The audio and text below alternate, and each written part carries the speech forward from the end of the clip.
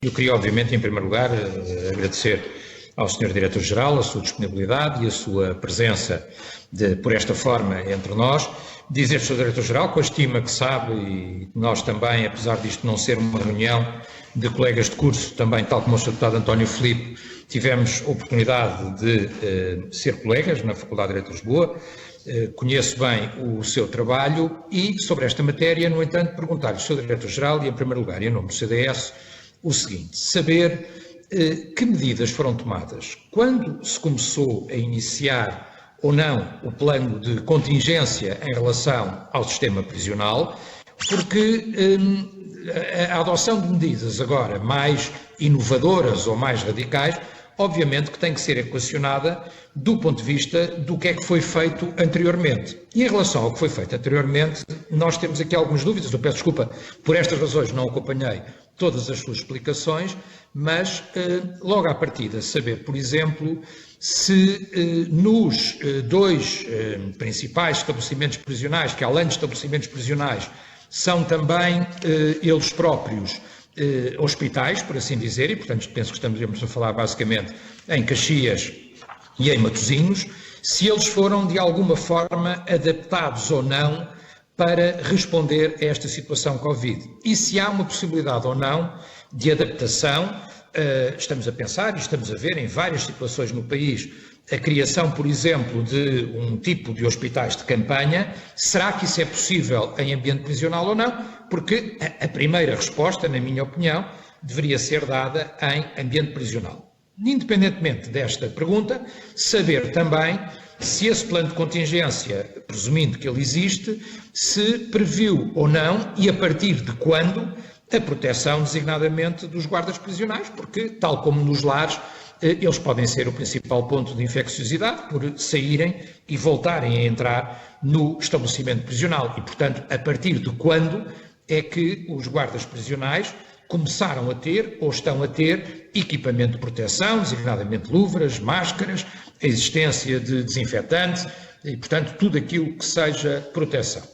Em relação a outro tipo de medidas, e saber ainda, obviamente também, neste contexto, se existe ou não e de que forma a capacidade de, aparecendo casos dentro dos presos, se há possibilidade ou não de isolamento, de transferência, de destinar, não sei, um estabelecimento, uma ala, ao seu acompanhamento.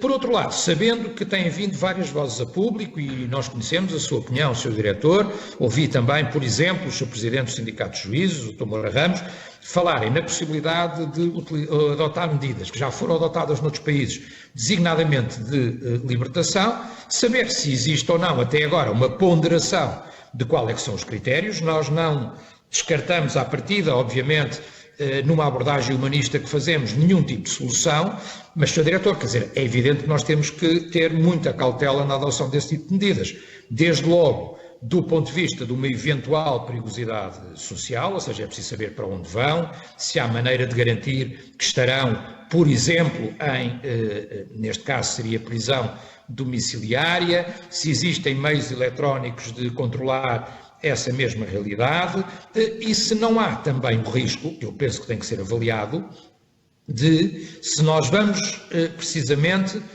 ponderar ou se o Governo pondera a libertação de pessoas em função até das suas fragilidades e das suas patologias, se não estaremos a correr o risco de criar outras cadeias de contágio, seja em relação à Covid-19, seja em relação a outras patologias. Sabemos que existem problemas com tuberculose, por exemplo, e outras doenças, se não correremos também esse risco.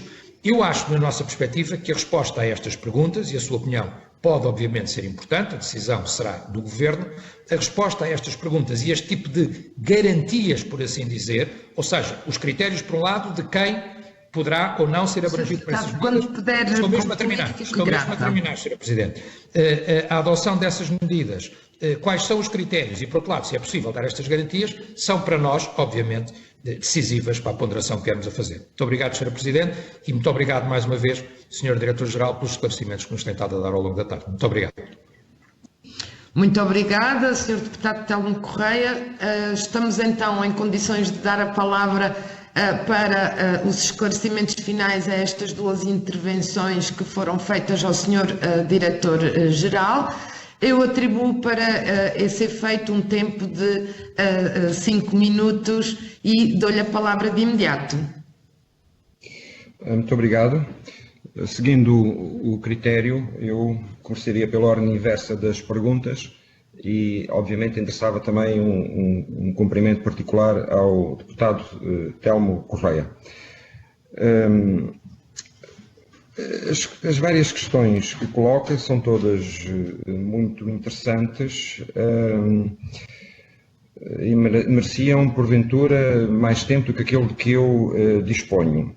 No dia 17 de fevereiro saímos com o primeiro plano de contingência e nessa altura estava já encomendado todo o EPI, o Equipamento de Proteção Individual, que depois, por razões de mercado que todos conhecemos e que afeta todos os países da Europa, fomos atraiçoados por essa falta.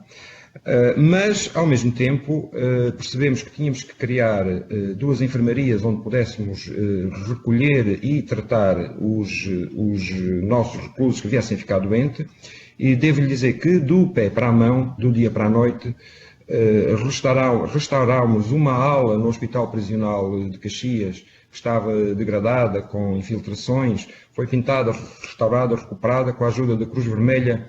Montámos material médico, temos ali 37 camas que neste momento estão vazias, à espera dos primeiros casos que esperemos que não ocorram. O único caso de uma reclusa infectada está na ala de mulheres e, portanto, está a ser tratada e cuidada e o caso está a evoluir com boa prognose. Ao mesmo tempo, no hospital, ao mesmo tempo no estabelecimento prisional de Custóias, criámos uma ala com 17 camas. Receando que a situação pudesse agravar-se, contactámos as Forças Armadas e a Proteção Civil. Temos à nossa disponibilidade mais de 200 de tendas de campanha, se for preciso acudir a pessoas doentes. Várias estão montadas no Hospital Prisional de Caxias, outras estão montadas